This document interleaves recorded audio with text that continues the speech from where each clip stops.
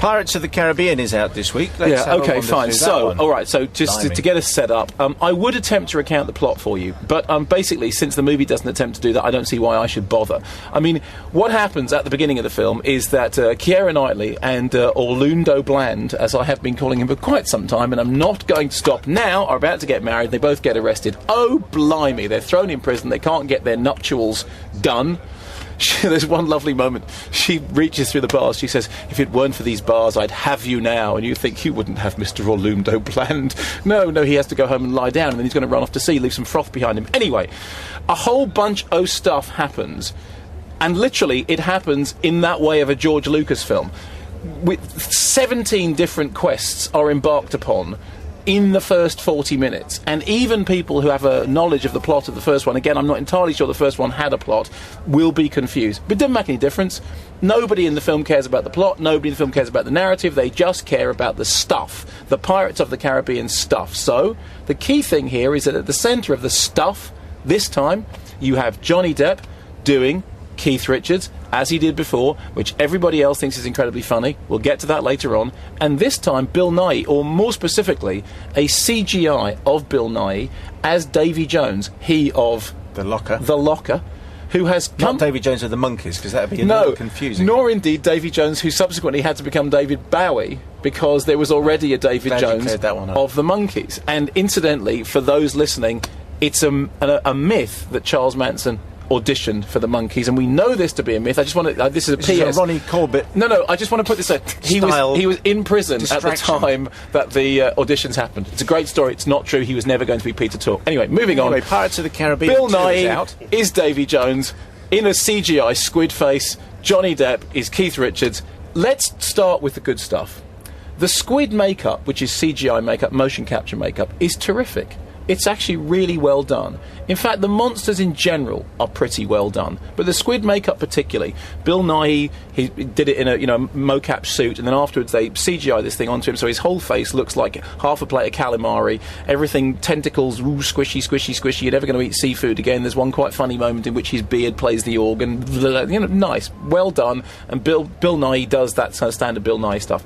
There is a moment early on when Johnny Depp, who's on a cannibal island for reasons which I can't explain because the plot doesn't, so I'm not going to, is running around with a stake tied to his back, and a whole bunch of natives start throwing fruit at him. Again, reasons unclear, and the fruit sticks on the stake and he ends up looking like a kebab. Boom. Visual gag reminds us that in a previous life, Gore Verbinski used to do things like Mouse Hunt, before he became Gore Verbinski, the person who killed the Ringu trilogy by remaking it with that terrible remake, before he became Gore Verbinski, who gave us Pirates of the Caribbean and became one of the most successful directors of his age, before he demonstrated that in fact Western civilization is currently crumbling on its knees, narrative cinema is dying even before us, and everyone who goes to see Pirates of the Caribbean will regret it. Maybe not today, maybe not tomorrow, but at some point in the future, like Humphrey Bogart says in Casablanca, he did once make a quite innocuous farce called Mouse Hunt, and this reminds us of that. And there's another moment in it in which Johnny Depp says, "I'm pleased to make your carbuncle," and I laughed at that because I thought that was a good gag.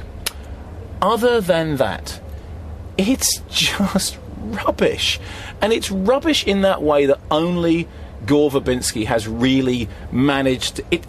So, it starts off, remember always, it's a franchise based on a film park, on a theme park ride, okay? The way theme park rides are up, down, stop. Keep your arms and legs inside the car, never mind where it's going, fine. So that's what happens as far as narrative. You've got to have a bit with a fight, and then a bit with a thing, then a bit with a fight, and then a bit with a thing, and a bit with a... Now, okay, there's a Kraken, there is Davy Jones, there is a quest for a chest which has got a heart in it, there is the quest to go and find 99 souls within 3 days, otherwise somebody's father, who's played by Stellan Skarsgård, but actually doesn't look like Stellan Skarsgård, looks more like, what's his name, who was in the previous movie, he turns up at the end of this. There are all these quests going on all the time, and no one understands why they're happening, and the characters keep having to stop and explaining the plot to each other. At one point, Keira Knightley actually says to Johnny Depp, "You mean, if I find the dead man's chest, then I will find Will?" And the whole of the audience is going, "Well, thanks for saying that, Keira, because frankly, we were as baffled as you were as far as the plot was concerned." There is a great big Kraken, the Kraken, the Kraken wake for John Wyndham, Kraken, great big sea monster with big tentacles, yeah? Oh, that sea monster. Kraken, with yeah. With the big tentacles. Yeah, incidentally, Kraken is also apparently a street slang word for dog meringue. So there we go. But it wasn't when it was originally written. I must bear that in mind. So at one point, a kraken comes out of the ocean, attacks a ship, eats it, bang, cannons go off, boom, crash, boom. Yeah, fine, well, perfectly well done. CGI effects quite nicely done, all fine. Then we're on an island and we're running around and we're doing the usual stuff. And who is Orlando Bloom? There is he over here? No, haven't got any idea. Frankly, don't care. Orlando Bloom is a real problem for this film because no matter how much water Verbinski throws at the set, nothing is as damp as Mr. Bloom. He just wallows and winnows, and there's one fantastic moment in which, for reasons which completely fail me, they attempt to set up a subplot which implies that Keira Knightley has got the hots for Johnny Depp. Okay, now we all know that the one thing that cannot change in Pirates of the Caribbean is, Orlando Bland and Keira Knightley are trying to get married. Johnny Depp is the rogue element. Okay, fine, that's it. That can't change. But they start putting in these things that the characters are going to kiss, and because we've read in the Johnny Depp interviews that at some point they kiss, and there's all this stuff about she starts to look like she's trying to seduce him, and he looks like he might be up for that, but in fact what she's trying to do is to get something out of him, but maybe she isn't, maybe she really wants to do it, because remember the wide and enormous acting talents of Mrs. Keira Knightley and her head girl, lead with your best teeth performances are always exactly the same. And there's a moment in it when she kisses Johnny Depp and it cuts to Orlando Bloom and he's meant to be looking and he sees Johnny Depp kissing his girlfriend. Now, because this movie is 150 minutes long and the first one was 140 minutes long, we've got 4 hours invested in their relationship. What we need from Orlando is a reaction shot that says, "Blimey, Captain Jack Sparrow is kissing my Mrs.-to-be." And they cut to Orlando Bloom and he literally looks like somebody who's just been told that CBeebies is off air for the moment and that you're going to have to put up with somebody building a vase, listening to music. It's the most appalling thing. It's like, you cannot cast that man as a romantic lead. You remember Kingdom of Heaven? His soul has been crushed, he must go and fight the Crusades, but he just looks like what he really wants to do is have a, orange mocha frappuccino with some ice on the side and call his agent on the cell phone and say, "Why isn't my career working out the way I expected it to?" And then we have the Johnny Depp performance. Now, I really object to this. Did you crack your knuckles just at that point? Well, it's for a reason. Every time anyone starts on about just the other one. Every time anyone starts on about Pirates of the Caribbean, they always say the same thing: Johnny Depp. Johnny Depp's performance is so clever. It's so funny the way Johnny Depp decided the way to do a pirate was to do an impression of Keith Richards. That'd be great, wouldn't it? Because Keith's a pirate, the Rolling Stones, they're pirates, it'd be funny. Now, that's not how I see it. I love it when you do camp. How I see it is that as opposed to when I don't do camp. When would that be then?